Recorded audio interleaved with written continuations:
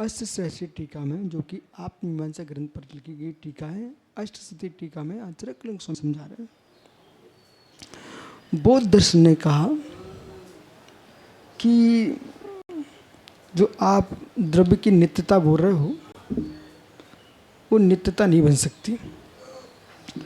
तो क्या है? अनुसंधान का ज्ञान। वो कैसा अनुसंधान है? पूर्व ज्ञान। पूर्व ज्ञान नष्ट होता है, वो पश्चात ज्ञान प्रकट होता है। अब आप लोग जैन हो तो जैन के नाते थोड़ा समझिए। अर्थ पर्याय का प्रमाण, सूक्ष्म निश्चित न्याय, तो कितना बड़ा सिद्धांत खड़ा कर दिया बुद्ध ने, और देश के देश इस सिद्धांत पर जीना प्रारंभ कर दिया। देश के देश। उत्पत्ति नाश से होती है, एकांत बुद्ध दर्शन से। तो बोले नाश नहीं होगा तो उत्पत्ति नहीं हो सकती। तो लोक में क्या दिखा दिया? देखो, मिट्टी का पिंड का नाश होता तभी घट बनता है, बिना नाश घट बना सकते हो क्या? तो बात हर आदमी को, जो अपने आप को वर्तमान रूप पढ़ा लिखा मानते हैं, जबकि उन पढ़े लिखे को हम अनपढ़ मानते हैं। जो पढ़ा लिखा आदमी, जैसे हमने कहा निर्मल महर्षि साहब, पिंड का नाश नहीं होगा तब तक घट नहीं बनेगा। तो नाश से उत्पत्ति होती ना, नाश से उत्पत्ति होती ना, नाश से उत्पत्ति होती ना। हाँ ना में बोलिए आप तो। हाँ, अब इनको तुरंत स्वीकार कर लिया, अब मैं कैसे इनको ज्ञानी मान लें? इन्हें तुरंत ही स्वीकार कर लिया। नाश से उत्पत्ति होती है कि पर्याय के प्रमाण से उत्पत्ति होती है? से क्रम भाव पर्याय है, इसे लेके हम आते हैं, और से क्रम भाव पर्याय को लेकर के हम यूं कहेंगे कि द्रव्य अविनाशी है, पर्याय विनाशी है, लौंदे का नाश हुआ है, न कि मिट्टी का नाश हुआ है। अब बोलिए, नाश उत्पत्ति होती है?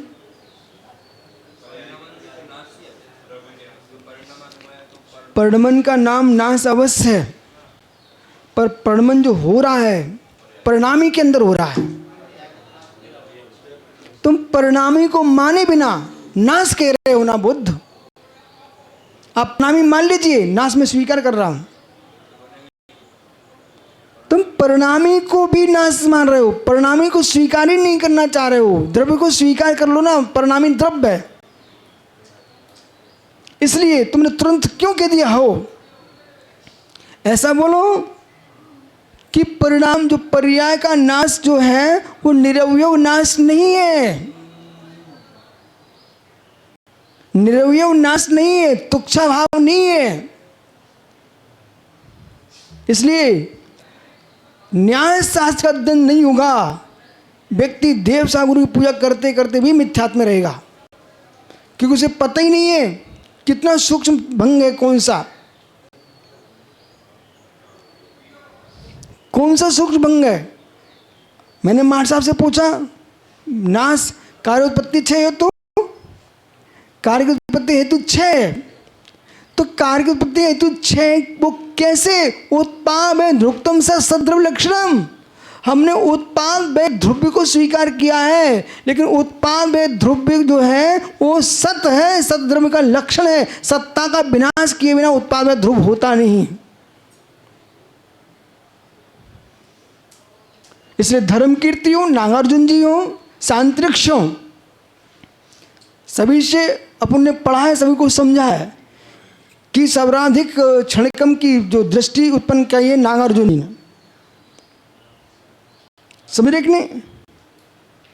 तो ये विषय जो है ना, जैसे आपके यहाँ समंत्र अकलंक स्वामी, विद्यानंद स्वामी इत्याचार न्याय के प्रकांड विद्वान माने जाते हैं, ऐसे बौद्ध दर्शन में सांतरिक्ष, नागार्जुन, धर्म कीर्ति, ये प्रधान दिग्नाथ, ये प्रधान आचार्य माने जाते हैं। उधर वैदिक में भाट्य, जैमिनी, प्रभाकर, ये माधव सेनाचार्य, ये प्रधान लोग माने जाते हैं। अब प्रश्न ये हमारा आप लोगों से कि अब अगली जो सदी में आने वाली सदी है उसमें तुम लोगों का स्थान कहाँ पर होगा? हम आपको शिष्य बना के छोड़ना पसंद नहीं करते, विद्वान बना के करने की इच्छा है। सामान्य जीवन दुनिया जी रही है और उसमें समाचार क्या होता ना, यदि हमने कह दिया निर्गन सागर ये क्या कर रहे हो, कोई एक से बात कर रहे हैं माना कि, तो इनको मेरी बात बुरी लगेगी और मैं क्या कहूँ, बालक ये अमूल्य समय, मैंने एक पंक्ति लिखी है, सुब्रचार्य एक पंक्ति लिखी है। अभी समय समाज से एक विद्वान थे भोपाल में मेरे पास आए अशोका गार्डन में, उसके पहले आपने उनको वस्तुत्व महाकाव्य दिया होगा। तो वो विद्वान हैं, अच्छे विद्वान हो, आकर बोलते महाराज जी हमने सारे हिंदी का पढ़ लिए, पर वस्तुत्व तो भविष्य में न्याय शास्त्र बन चुका है। आपके जाने के बाद लोग ये कहें कि भाई आचार्य नहीं है ना, विराग सागर भी नहीं, विद्यासागर भी नहीं, जल बिंदु, मूक माटी, जब साहित्य में नाम लिया जाएगा, साहित्य में नाम लिया जाएगा तो मित्र कोई अन्य क्रियाओं का नाम नहीं चलेगा, मूक माटी का चलेगा, जल बिंदु का चलेगा। समझ रहे कि नहीं आप? तुम कितनी बाकी करते रहो, कुछ नहीं चलने वाला, मूक माटी चलेगी। ऐसे ही कुंद कुंद ने साधना भी की है, बहुत कुछ किया है, पर कुंद कुंद किसके नाम से प्रसिद्ध है? साहित्य, साहित्य। प्राकृत के महापंडित, प्राकृत तो बहुत सारे लोगों ने लिखी है, पर मधुर प्राकृत, मीठी प्राकृत कुंद कुंद देव। इसलिए मैं तो बड़ा ये समझता हूँ कि कितना बेचारा गरीब आदमी है, बुद्धि का गरीब है, अमूल्य समय को कैसे नष्ट कर रहा है। हम तो निर्गन सार बोलते रहते हैं, हमारा एक एक समय तुमने लोगों से नष्ट करवाया तो बेटा तुम्हें पाप पड़े, पाप। आज भी लिखा हमने, ये बंद थोड़ी होती है, जो पेंसिल दे के गया वो पुण्यात्मा जीव है।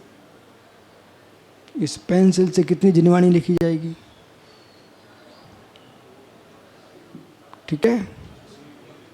ये बरगना मिली ना अपन शरीर की, नौकर्म बरगना, वे भी पुण्यात्मा है जिसके नियोग से काम हो रहा है। अपन तो इन सबसे भिन्न है। मैं द्रव्य कर्म भी नहीं हूँ, मैं भाव कर्म भी नहीं हूँ, निश्चय से नौकर्म भी नहीं हूँ, मैं तो मैं ही हूँ। समझ गए? ऐसी दृष्टि बनाओगे ना तो एक अलग आनंद आएगा योगी।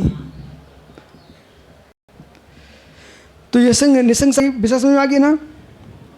फिर उन्होंने क्या बोला कि ये वासना से होता है।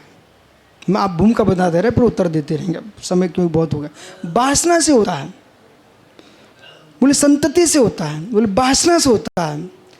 तो जैनाचार्य के भाई वासना है कौन सी वस्तु तुम्हारी? ये नामांतर है कि वस्तुअंतर है? अब तो आप खिलाड़ी हो गए ना शब्दों के। ये नामांतर है कि वस्तुअंतर है? वस्तुअंतर तो मुझे दिखाई दे नहीं रही आपकी वासना, नामांतर भर है।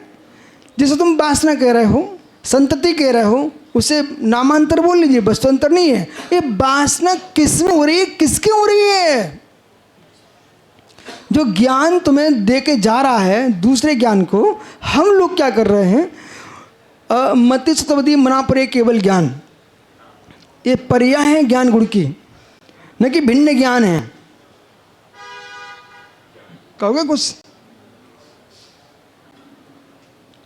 मति सतवदी मना परे केवल ज्ञान, ये पर्याय ज्ञान गुण की, न कि भिन्न ज्ञान है।